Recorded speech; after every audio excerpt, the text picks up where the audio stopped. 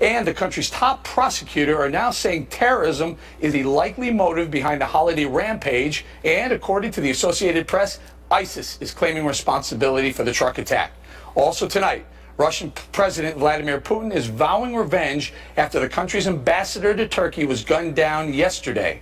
President-elect Donald Trump is reacting to both stories by promising to fight radical Islam, while the White House won't even utter the phrase. Joining us now with reaction is Trump's senior advisor, Kellyanne Conway. Thank you for joining us, Kelly. Big news day, a lot going on in the world. Let's start with the Berlin attack. President-elect Donald Trump says he will fight Islamic terror. You use those two words together. Why did he specifically do that so soon? Well, it's part of how he ran his campaign and won. People want tough, strong leadership. If you look at the polls, Eric, Americans feel less safe than they did 4 or 8 years ago. Many of them feel less prosperous as well. But, you know, in the last few years alone, we've had radical Islamic terrorists make its way onto our shores here. In San Bernardino, where the woman came through a fiancé K-1 visa. Most Americans didn't even know existed as an option. And, of course, down in Orlando this past May, the worst massacre of its kind in American history, 49 innocent lives being snuffed out by a man who was radicalized as an Islamist on the internet. And so we already know that this exists. We know that those who say that they're the JV team and they're no longer on the advance are just dead wrong. And you see it mostly in Europe. You see Nice and Paris, of course, and Brussels, and now apparently the market in Berlin, Germany. They're non-discriminatory in terms of when they attack, who they attack, but we know why they attack. Because they hate freedom-loving people and they're on a religious jihad. So Kellyanne, yesterday the White House said probably terror or likely terror. Donald Trump came out and said, you know what, it's Islamic terror and we're going to call them out for it and we're going to stop it. And since then, ISIS has claimed credit for it. So Donald Trump was right. He's right again. And I was on a show earlier where someone said, why does he get ahead of himself when he doesn't have the evidence? They said the same thing in San Bernardino about him. They said the same thing in Orlando. The man's instincts are correct, and he's right this time as well. By the way, he doesn't say that to be right. He says it to remind all of us, Eric, of who the enemy really is here. And you can't defeat them until you're willing to name them. And one of the untold stories of the election, frankly, is how much it mattered to many Americans that Donald Trump, as the Republican nominee, was willing to stand up so many times and call out radical Islamic terrorism, talk about the fact that the ham-handed way we got out of Iraq created this vacuum where ISIS and its progenitor groups were able to flourish. And he also, you know, you may recall in August or September, he came out with this pretty muscular 4 or 5 point plan to defeat them. So people can go and look it up. They can disagree with it if they want, but he talks about extreme vetting. He talks about all those countries that harbor and train and export terrorists where we have very little vetting process. You and I know that ISIS has promised to come in through the form of refugees, Syrian refugees and others. So they've made very clear that they're just getting started. Sure. And Kellyanne, the other big story yesterday was the Russian ambassador being assassinated in front of the cameras. In the aftermath of that, let's talk about this, because President Donald Trump is going to walk into some sort of mess with this situation. You have Russia on one hand saying our ambassador is killed and we want someone to pay for that. Yet there are others, like former Ambassador John Bolton, suggesting that maybe this is some sort of plot by the Russians now to use this tragedy to get Turkey to get out of NATO. Now, it's a little wonky, though, but how is Donald Trump going to handle such a hotspot going forward? Well, the way he handled this particular incident is he did two things, and they're both correct. He did what a leader does. First, he expressed outrage that an ambassador would be killed and that it violates every convention we can think of in an orderly society. Number two, he expressed condolences to the gentleman's family. That's what leaders do before they have all the evidence. And when he's president of the United States, he will make clear what his policies are. But I don't think the president-elect is going to speculate on the rest of it and come up with any type of theory other than what he sees in front of him, which is a cold-blooded murder of an ambassador in a foreign country that he's been serving. Talk to me a little bit, Kellyanne, about the very, very strategic and important country, Turkey, for many reasons. Its location to Iraq and Syria, its access. ISIS has claimed that they're selling oil to Turkey. It's part of being in NATO. It wants to be in the European Union. What's Donald Trump's Turkey strategy? Oh, I can't discuss that before he's the president of the United States. I know that he has discussed it and we're aware of it, but we're very respectful, Eric, until he is the president of the United States and the commander-in-chief starting on January 20th next month, that we have a president currently. Everything you just described about Turkey is 100% correct, and obviously the president-elect is aware of that and discussing that with his leaders. He's made very clear, too, that as soon as he assumes office, he will be convening those leaders, his Secretary of State, his Secretary of Defense, his National Security Advisor, and others. And he will be conferring about the best strategies moving forward in Turkey and elsewhere. Okay, can we clear this up? Can we talk a little bit about, clearly Vladimir Putin, he's ticked off. He lost an ambassador. How is, has Putin reached out to President-elect Donald Trump on this assassination yet? I'm not aware that he has. Okay, all right, let's move on to this one. Now, there's been some back and forth going on about a phone call that occurred on election night.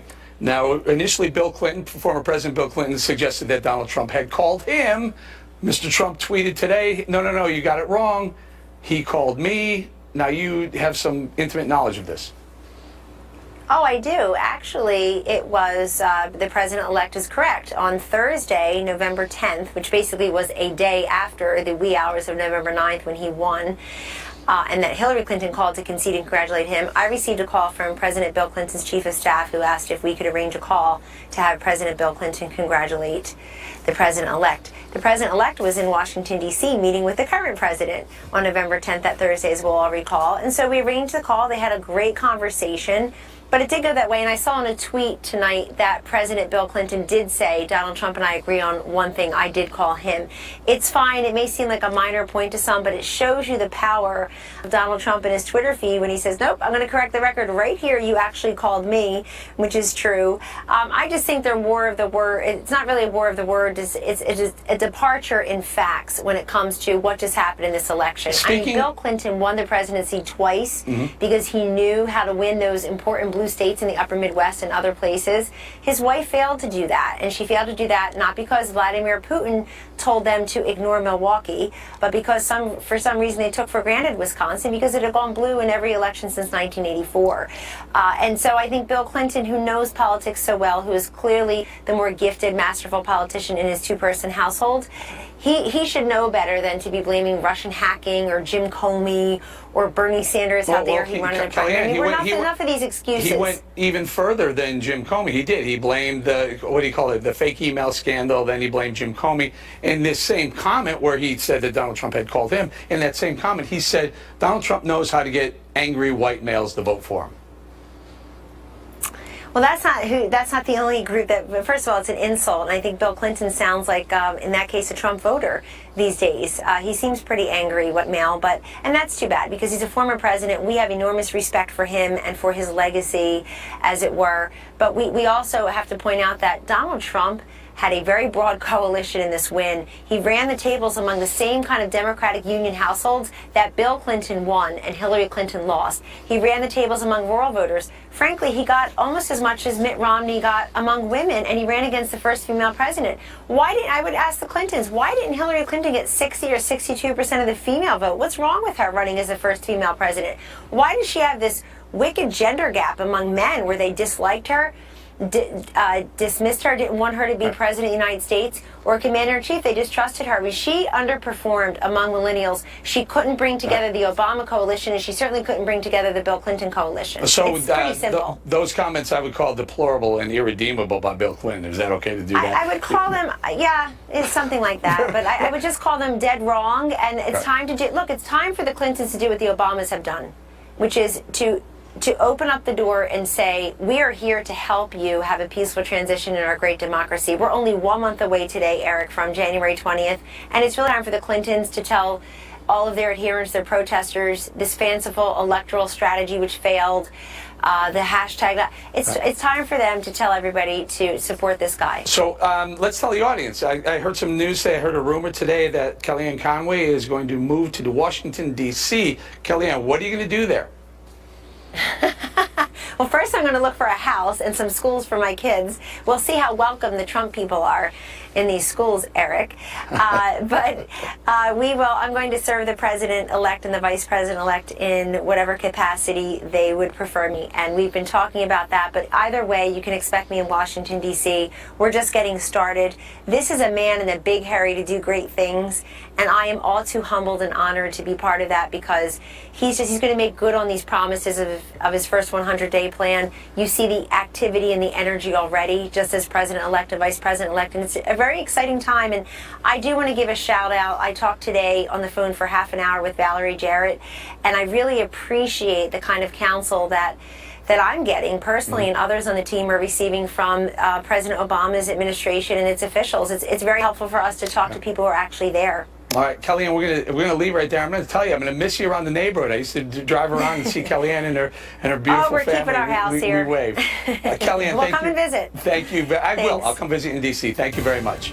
Coming up, after another stunning attack in Europe, the world is on edge, and President-elect Donald Trump is promising a new approach to fighting radical Islamic terror. Former New York City Mayor Rudy Giuliani is here with reaction, and later.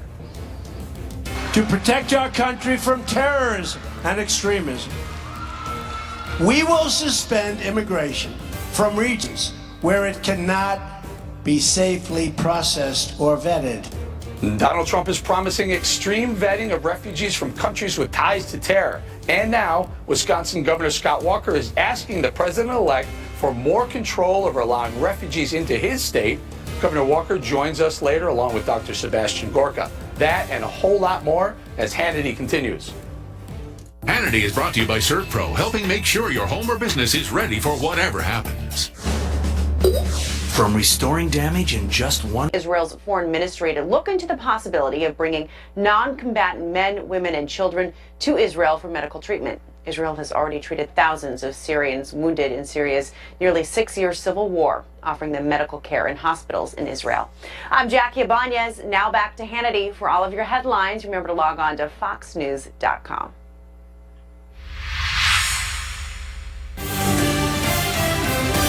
Welcome back to Hannity. Following another major terror attack in Europe, the world remains on edge, and the Trump presidency couldn't come at a more critical time for the country.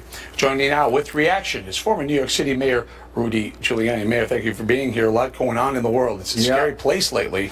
Well, you know, it's been this way really for the last year. San Bernardino was about a year ago, remember, right before Christmas. Since San Bernardino, we've had more radical Islamic terrorist attacks than at any time since September 11. The number is beginning to become almost exponential. And I think some of it has to do with the fact that we just haven't faced up to the fact that they're at war against us. I think somebody today I think it was in Germany, said, we've got to recognize they're at war against us. Yeah. So if they're at war against us and we're not at war against them, they're winning. So I think you might remember that when Donald Trump criticized NATO, all the emphasis was on the money they don't contribute. One of the things he said is NATO has not put together an anti-terrorism force. Within 2 months they did. And it isn't quite what it should be. I think Donald Trump will make that force a much bigger force. I know all throughout the campaign he would talk about that. In many ways, he's been prophetic about the fact that Europe has not paid enough attention to terrorism. Well, let's talk a little bit about that. Now, you know, I think the numbers are somewhere around 1.4 million refugees have gone to Europe.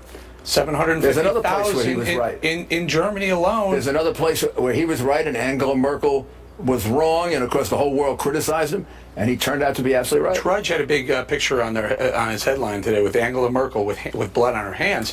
What did she do wrong? What lessons can we learn in America that she has or is mistakes she's making now? Well, you don't let large numbers of people in from a part of the world where there's a tremendous amount of terrorism. It's just common sense. Here's a hotbed of terrorism. Here's a hotbed of people who are planning to come and kill you in your own country. To make it easier, they even warn you that they're going to do that, because Baghdadi said, I'm going to slip in terrorists with the refugees. He told us. We didn't even have to think about it, and we let him in anyway. So, as Donald Trump used to say before he became president-elect, he was stupid. I mean, it was just stupid. Mr. Mayor, the Germans, they initially had a guy that they thought was the terrorist, and turns out it wasn't the terrorist, because they have some rule that you can't keep someone more than a day. Right. unless you have probable cause to keep them. Are they too politically correct? Well, see, probable cause is a criminal concept. It comes out of, I mean, in America, it would be the Fourth Amendment, probable cause for arrest.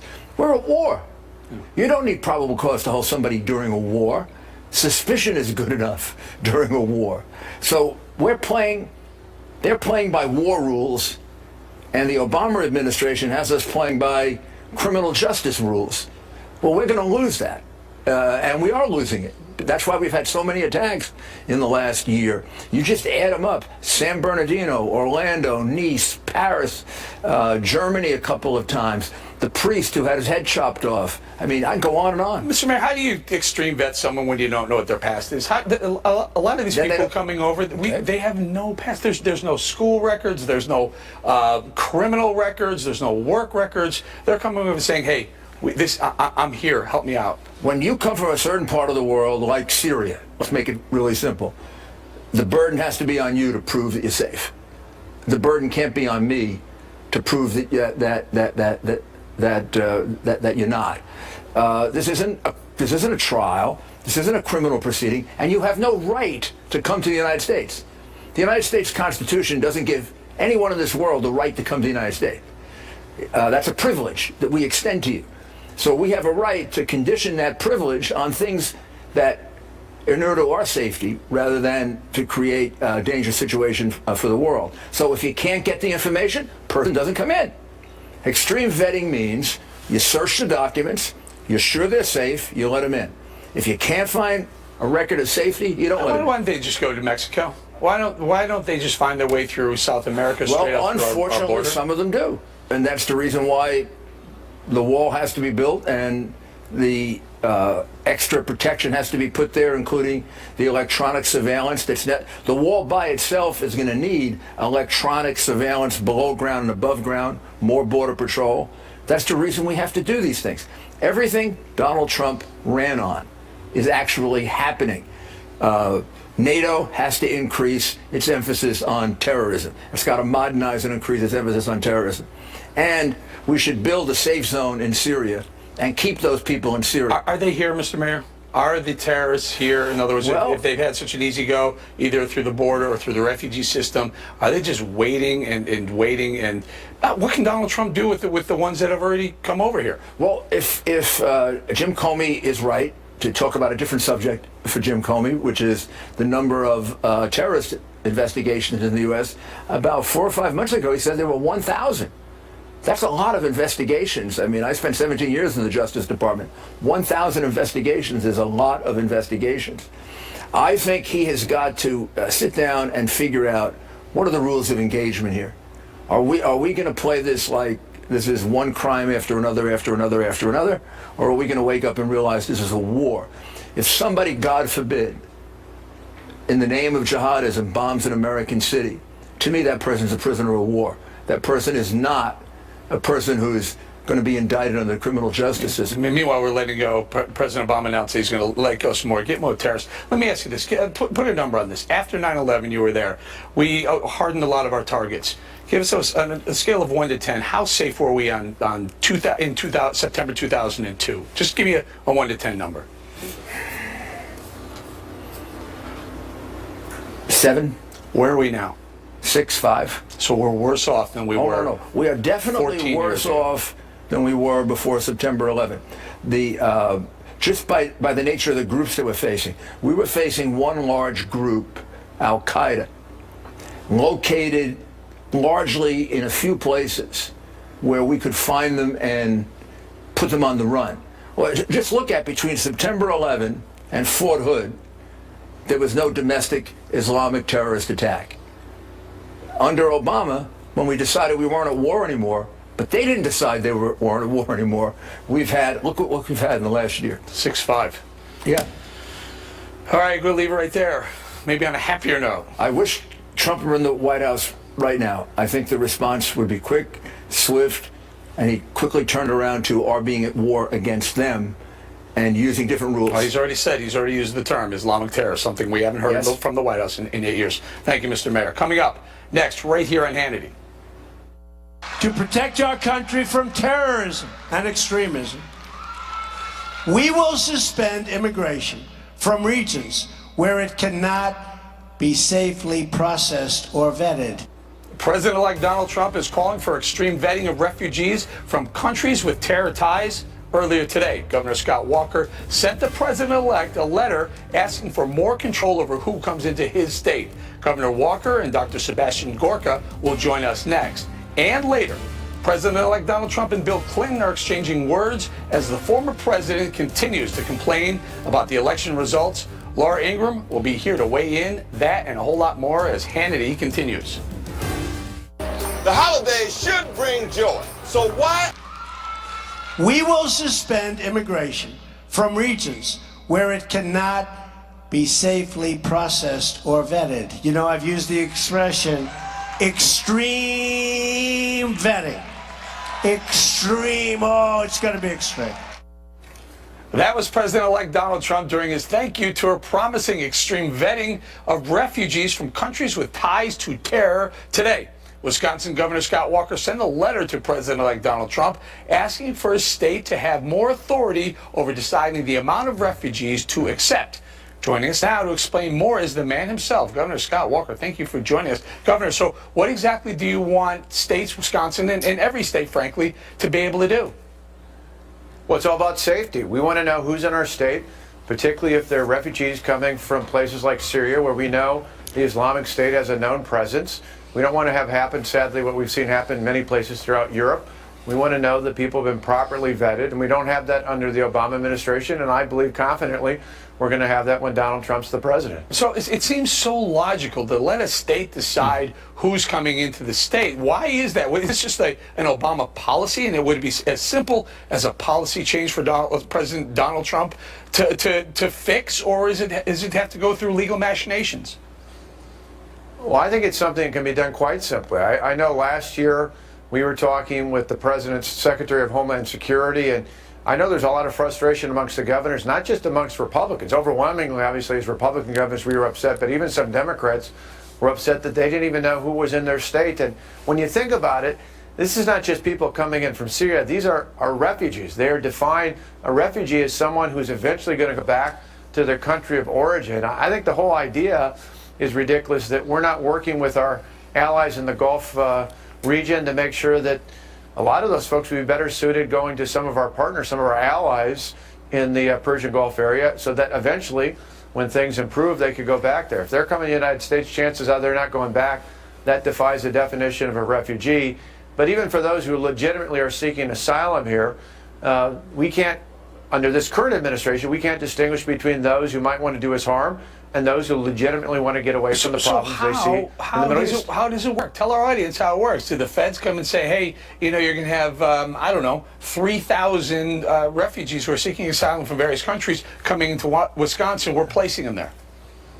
They're not even as candid as that. For all the talk and hype about what they do out there, you find out after the fact the states don't have any real ability to have any real control over who's coming in or even knowing until they start. In fact, sometimes you actually hear about it as a governor in the media before you even find out about anything via the government at the federal level. That's just absolutely wrong. It's wrong from a safety standpoint. I just spent about 2 weeks, so I was in Afghanistan and Kuwait, the United Arab Emirates and Germany, talking to our servicemen and women, and I know the threats are real. I saw it very vividly in places like Afghanistan, where there's more than 20 different organizations that want to do Americans harm through terrorist-related groups, radical Islamic terrorism groups. We know they're all over the world. The last time we wanted people in without vetting them and knowing that they're going to be safe for our families and our citizens. Sure. And so, Governor, so let's say a neighboring state like Illinois has a wide-open policy. We'll take as many as you want to give us. You're bordering Illinois. What's to stop a refugee to settle in Illinois and next year move up north to Wisconsin? Well, that's the problem with this. The federal government isn't doing their job. One of the core elements of our federal government, there shouldn't be many. I'm one of those people who think the federal government should be fairly limited. The power should flow back to the states and, more importantly, back to the people. But protecting us, protecting our borders, protecting our country through our military, protecting our national security should be one of the primary roles of the federal government. And they're failing it right now because we don't know whether they come to Wisconsin, Illinois, or anywhere else. We don't know that there's sufficient vetting being done to ensure that these people are not radical jihadists who are going to do us harm. It's a big issue we have with Europe. When they go into one country, they can travel freely to another country only on a state level here. Governor Walker, thank you for joining us. Keep us abreast of what's going on with that initiative. Merry Christmas to you and your viewers. And you too, Governor, and everyone in Wisconsin. Joining us now with reaction is the author of Defeating Jihad, Dr. Sebastian Gorka. Dr. Gorka, you just heard Governor Walker saying, hey, I want to say in which refugees or any are coming into my state. This seems so logical. Why is the Obama policy just put people in where they want to do it? I can't agree more with the governor. How outrageous. Are we not a republic made up of states? What is this that the federal authorities can do whatever they wish, willy-nilly, placing people that we know, according to the director of the FBI, cannot be adequately vetted across the nation? Not only that, let me add one more outrageous aspect to the way the Syrian refugee crisis has been dealt with. Once the federal authorities that physically cannot vet these people adequately, hands over these individuals who have been given refugee status by Washington to the local charities that place them into American society. At that point, the federal authorities are not allowed to know where those people live. Only the charities that have placed them into the local communities. That is a recipe for disaster, Eric. Travel freely, as you say, they're not allowed to track them. Doctor, so ISIS has said, infiltrate the American refugee system. Get our fighters in there through the refugee system. Do you think right now, currently, there are ISIS fighters, jihadists, within our refugee system, people we've taken in? Without a doubt. Just look at what happened in Europe. They have individuals with asylum status, refugees who had asylum status in the European Union, executed attacks in Europe in the last 2 years. That's just a fact. The reality is that when you're coming from a war zone, unless we have the time to vet you with in-depth counterintelligence interrogations, we don't know who you are, because Assad isn't going to give us the data to check who you are. As a result, it is impossible to verify exactly your intention. So ISIS has said, we will use the refugee streams. Of the 400 plus terrorist cases that have been prosecuted in America in the last 15 years, more than half of them involved people who were not born in the United States, many of them who were immigrants or people who had refugee status. These are just the facts, Eric. All right. Now, you touched on something very important. The federal government, the feds aren't not allowed to track the refugees once they're placed. What do you mean they're not allowed? They're not allowed to know where these people. So once the dossier once they've been ticked, yes, you're an asylum seeker, yes, you're a refugee, they've been approved by the federal government, and then a charity takes over, often a Catholic charity. Well, I understand the process, but why aren't they allowed? What prohibits them from following? Privacy rights of people who aren't Americans, Eric. This is the absurdity. This is the same reason that was given as to why the Facebook page of somebody like the San Bernardino killer, the woman who came on a fiancé visa, why her Facebook page, which had jihadist material on it, could not be accessed, could not be read by a federal government employee, because that could have impinged her privacy. Privacy rights of people who aren't American, and frankly, we're having a hard time vetting. Dr. Gorka, thank you very much. Thanks, Eric. Coming up, Donald Trump and Bill Clinton are in a war of words after the former president took a shot at the president-elect. We'll tell you what they're now saying, and Laura Ingraham will be here with reaction next. Plus, I am asking Congress to support the construction of new roads, bridges, airports, tunnels, and railways all across our nation. We're going to do it. President-elect Donald Trump is vowing to fix America's crumbling roads and bridges as a new report says he's putting together a task force to help fulfill his campaign promise. Former Governor Mike Huckabee is here with reaction. That and more as Hannity continues. News headquarters, I'm Jackie Ibanez in New York.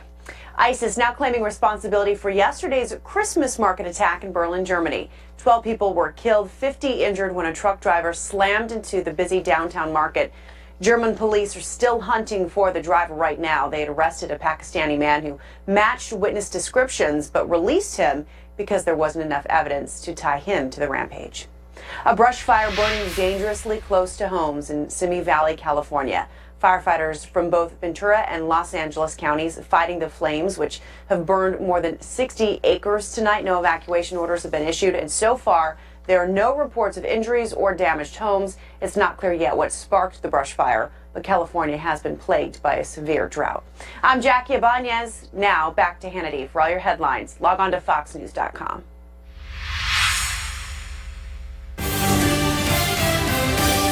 Welcome back to Hannity. The election is over and the inauguration of President-elect Donald Trump is just a month away. But former President Bill Clinton is still making excuses for his wife's devastating defeat. Watch this. She fought through everything, and she prevailed against it all. But, you know, then at the end we had the Russians and the FBI deal, but she couldn't prevail against that. The former president echoed those excuses to a local newspaper, saying that Trump, quote, doesn't know much. One thing he does know is how to get angry white men to vote for him. Clinton also said that he received a cordial phone call from Mr. Trump after the election. The president-elect responded on Twitter, writing, quote, Bill Clinton stated that I called him after the election. Wrong. He called me with a very nice congratulations. He doesn't know much, especially how to get people, even with an unlimited budget, out to vote in the vital swing states and more. They focused on the wrong states. This prompted a response from Bill Clinton, who tweeted, quote, here's one thing that real Donald Trump and I can agree on. I called him after the election.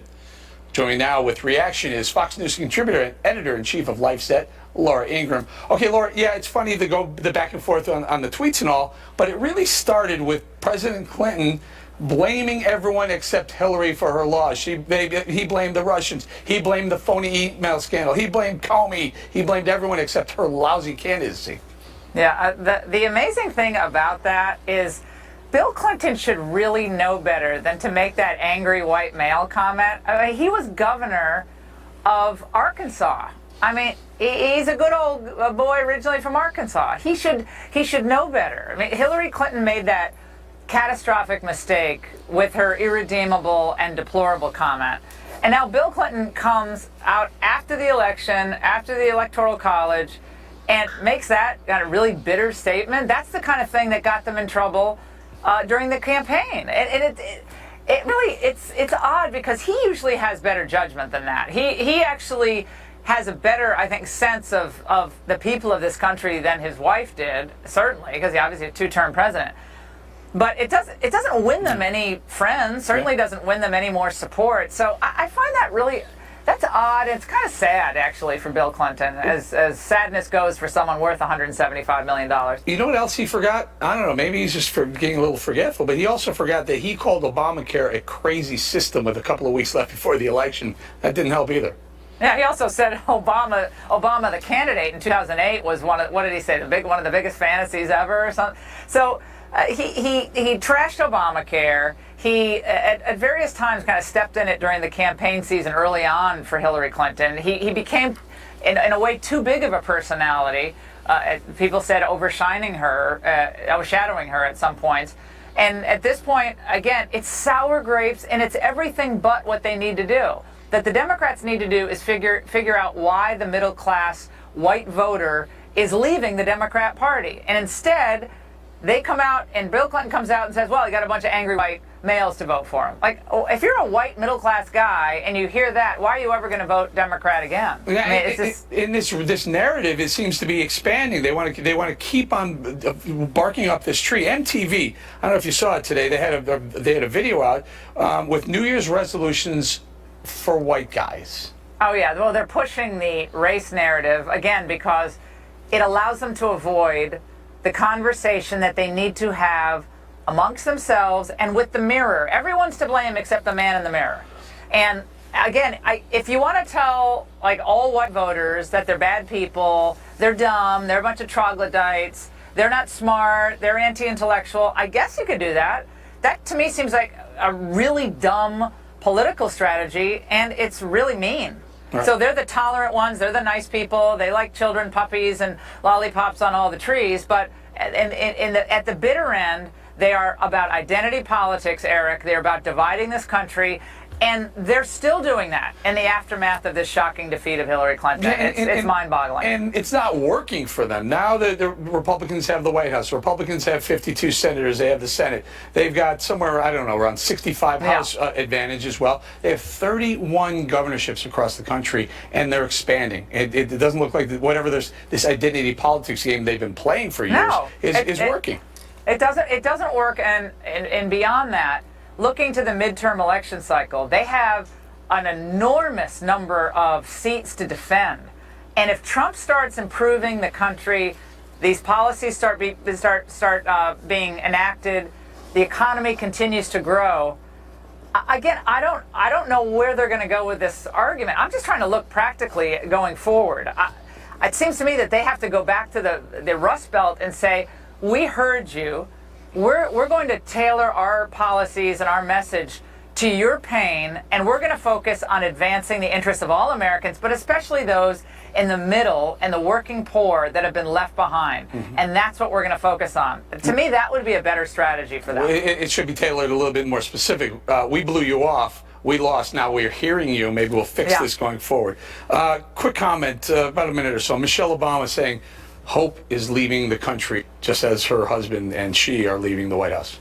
It's how she began. I mean, she began in the campaign of 2008, talking about the first time as an adult she's proud of her country, and she seems to identify national pride with how she and her husband are doing. That's an odd thing to do. If you're successful, then you love the country. If you're unsuccessful or people don't buy into your policies, then you're not excited about the country, or you're not hopeful. And she said, Eric, if we don't have hope, what do we have? Well, I'll tell you a couple of things we have. We have our freedom, we have our independence, we have our founding documents, we have our representative democracy, and we have our faith. Sometimes it's hard to have hope. Yeah, for sure. A lot of people were demoralized in 2008 and 2012. But guess what? We have a lot to be thankful for and grateful for in this country, regardless of what the political climate is. And that was a sad moment, I think, for Michelle Obama, and probably not the best way to end her time as First Lady. All right, Laura Ingraham, we're going to say thank you, and we're going to leave it right there. I would agree with you on all that stuff. Coming up next. Merry Christmas, Eric. Hey, you did Laura, a great job Laura, this year. Merry Christmas to you, too. Did I say it loud enough?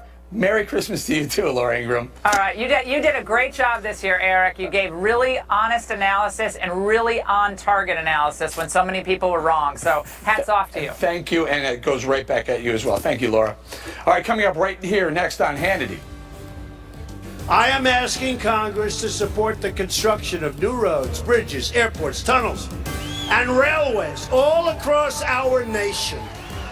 We're going to do it. President-elect Donald Trump vows to fix America's crumbling roads and bridges. The Washington Post is reporting that the president-elect is working to create a, quote, infrastructure task force to get the job done. Former Governor Mike Huckabee is here with reaction. That and a whole lot more as we continue.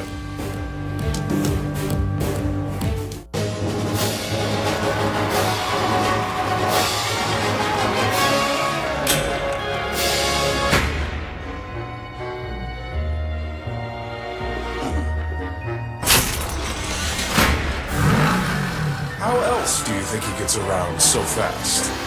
Take the reins this holiday season and get the Mercedes. Another critical element of our jobs plan is a historic $1 trillion investment in our crumbling infrastructure. Our infrastructure is going to hell. Our bridges are deficient. Our roads are in disrepair. And our airports are like third world countries. I am asking Congress to support the construction of new roads, bridges, airports, tunnels, and railways all across our nation. We're going to do it. And we're going to build it on time, on budget, not for 3 times what it's supposed to cost. That was President-elect Donald Trump promising to rebuild America's infrastructure. And today, the Washington Post is reporting, quote, President Donald Trump is preparing to create an infrastructure task force that will help carry out the ambitious federal spending program he intends to undertake upon taking office. So, what would this task force look like, and how should fixing our infrastructure be paid for? Joining us now, former 2016 GOP presidential candidate, former Governor Mike Huckabee. Huck, good to have you. Mr. Trump wants to spend, I think he said he wants to spend over $1 trillion. First of all, you like the idea of spending $1 trillion, and then again, we got to get to this. How are you going to pay for it? Well, let's first talk about the fact that we really do have probably $2 to $3 trillion in total needs that have been identified by the civil engineers of America. And I know that sounds like, well, let's just go spend a bunch of government money. But Eric, in some cases, it's the government that has to spend the money to build things like roads and bridges and airports, water and treatment plants. And here's a fact. If you build roads, for every $1 billion that you spend in building a road, a highway, you put 7,900 people to work at the job site. If you start adding the indirect jobs, you're talking about 16,000, 17,000 more jobs. So the best way to get people off of government support is to give them a job. The most effective way to put people on a job is to do infrastructure jobs, because it's the one thing you cannot outsource. Right. You cannot say, China, build me a road and ship it over. So how do we Can't pay, do Mike? that. Do we charge it? I mean, there's been some ideas floated. Do you increase the gas tax? You slap a gas tax on because a lot of the infrastructure are going to be the roads and bridges used by the people who are driving, or do you do some other form of tax? I think it's a combination of several things. For example, one thing Donald Trump has talked about is repatriating a lot of the money that corporations have parked overseas to protect it from the very onerous tax code. And he's talking about allowing it to come back to the U.S., maybe a 10% tax to bring it back. What if you could get all the tax off of that by investing it in infrastructure bonds? Safe bonds, good way to pay for it. When I was governor, that's one of the things we did. We rebuilt our entire interstate system. We did it under budget, ahead of schedule, did it without long-term debt. Here's another factor. What about taking a lot of the extraordinary federal land that we have, putting it in private sector hands? And I'm not talking about selling off Yellowstone Park. I'm talking about the millions of acres that we have in many western states. It's not on the tax rolls. The federal government has kept an enormous amount of land that's not in protected forest or parks. It's just land. Yeah. Using that in another way, putting the mineral rights up, for example. Rights. Another great example. Way to bring, that's a great way to do it as well. There are vast amounts of developable energy sector. You can drill, you can frack, and those aren't federal lands. And then you take some of those fees and you apply it to the infrastructure. Mike, $1 trillion over what period of time? Well, I mean, we could be looking at a 10-year period, maybe looking at a 5-year period. Look, the needs are urgent. And one thing about infrastructure, Eric, that a lot of people may not understand, for every year that you wait, you're adding great cost to the project. For example, if you have a road that's in bad shape and you wait 3 years, now it's in worse shape, and what would have cost $5 billion will cost $7, $8, $9 billion. So really, there's no benefit to holding off on getting some of these things done. Governor, thank you for explaining that with us tonight. Thank you very much. Coming up, tonight's question of the day. Stay with us. Afoot and lighthearted, I take to the open road. Tonight's question of the day: do you think states should have more control over admitting refugees? Head over to Facebook.com/Sean Hannity and Twitter and let us know what you think. And that's all we have time for left this evening. I'll be back tomorrow night filling in for Sean. Don't forget to catch The Five every weeknight at 5 p.m. Eastern. We'll see you back here tomorrow night.